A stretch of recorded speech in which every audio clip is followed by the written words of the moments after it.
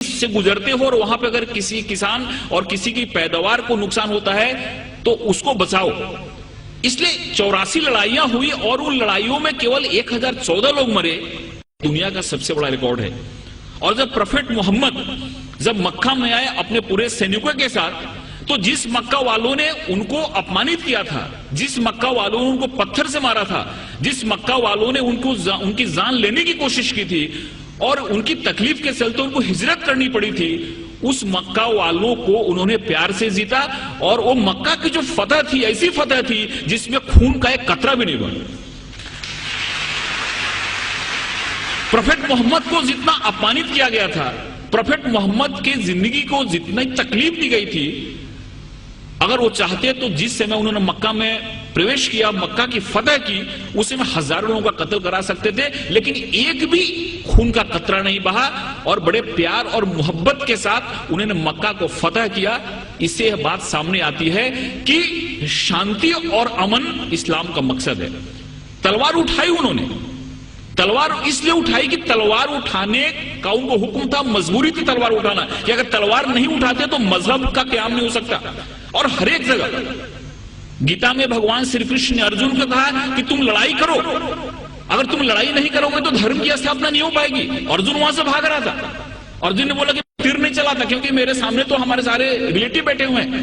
بھگوان شری کرشن نے کہا کہ یہاں پہ دھرم کی استھاپنا کے لیے تم کو لڑائی کرنی پڑے گی، تم کو لوگوں کو مارنا پڑے گا. اگر تم نے لڑائی نہیں کی تو دھرم کی استھاپنا نہیں ہوگی.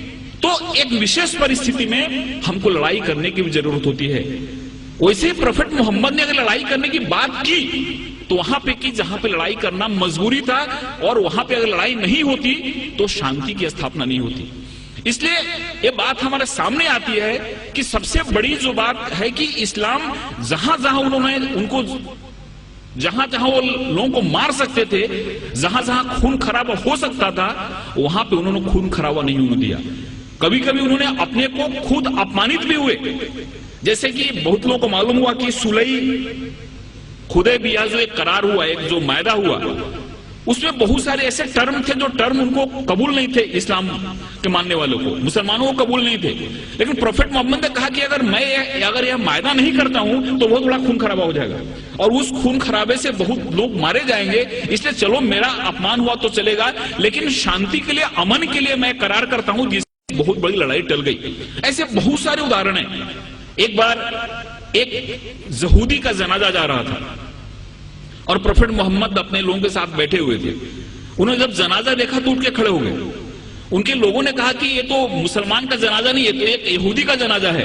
تو محمد نے کہا، پروفیٹ محمد نے کہا، کیا یہودی انسان نہیں ہوتا؟ یہ ساری چیزیں ہمارے سامنے آنی چاہیے. اس بوڑھی عورت کی کہانی معلوم ہے کہ اس کو ایسا لگتا تھا کہ یہاں پہ اسلام بڑھ رہا ہے. ایک محمد نام کا ایسا شخصیت ہے جو سب کو اسلام میں لے جا رہا ہے، اس لیے گاؤں چھوڑ کے جا رہی تھی. اس کے سر پہ گٹھری تھی اور گٹھری اٹھ نہیں رہی تھی. ایک نوجوان آیا اور بولا کہ ماتا جی میں آپ کی مدد کروں، آپ چلو اپنی گٹھری میں گاؤں کے باہر چھوڑ دیتا ہوں. عورت نے ان کو گٹھری دی اور وہاں سے نوجوان اس گٹھری کو اپنے سر پہ لیا اور گاؤں کے باہر گیا اور بولا کہ اب ٹھیک ہے آپ گٹھری لو، اب جاؤ. اس عورت نے پوچھا کہ کیسا نیک انسان ہے جو اپنے سر پہ میری گٹھری لے کے جا رہا ہے. اس نے پوچھا کہ تمہارا نام کیا ہے؟ انہوں نے کہا کہ مجھ کو محمد کہتے ہیں. جس کے ڈر سے بھاگ رہی تھی وہی انسان اس عورت کی گٹھری کو اپنے سر پہ لے جا رہا ہے اور اس کو مدد کر رہا ہے. اور اسی دن عورت اسلام میں آ گئی. جو عورت پروفیٹ محمد کے سر پہ ہمیشہ کچرا پھینکا کرتی تھی نماز کے جاتے سمے، روز کچرا پھینکتی تھی ان کے سر پہ. ایک دن جب اس نے کچرا نہیں پھینکا تو محمد جب لوٹ رہے تھے پروفیٹ محمد، تو انہوں نے دیکھا اور پوچھا کہ عورت کہاں ہے. لوگوں نے کہا کہ وہ بیمار پڑی ہوئی ہے. وہاں پہ جا کے انہوں نے اس کی طبیعت پوچھی. اس عورت کو لگا کہ جس انسان کو میں نے اتنی تکلیف دی، جس کو اتنا میں نے اپمانت کیا، جس کے سر پہ میں نے کچرا پھینکا، وہ کیسا انسان ہے کہ میری طبیعت بگڑنے پہ میرا حال پوچھنے آ رہا ہے. اور وہاں پہ اسلام اس نے قبول کر لیا. ایک چیز لوگوں کے سامنے آنا چاہیے، یہ جو تحمل ہے، یہ جو ہماری سہیشونتا ہے، یہ جو ہمارا ایک انسانیت کے پرتی پریم ہے، یہ حدیث میں اور پروفیٹ محمد کی جو سنت ہے، یہ جب ہمارے لوگوں کے سامنے آتی ہے تو ہم کو سمجھ میں آتا ہے. ایک ہمارے بہت نزدیک کے متر ہیں جے پور کے، ان کو کئی بار میں نے مشاعرے کے لیے بلایا. انہوں نے دو چیزیں مجھ کو بتائی. یہ دونوں چیزیں مجھ کو کہیں ریفرنس ملا نہیں ہے، لیکن انہوں نے بتائی. انہوں نے پہلا ایسا بات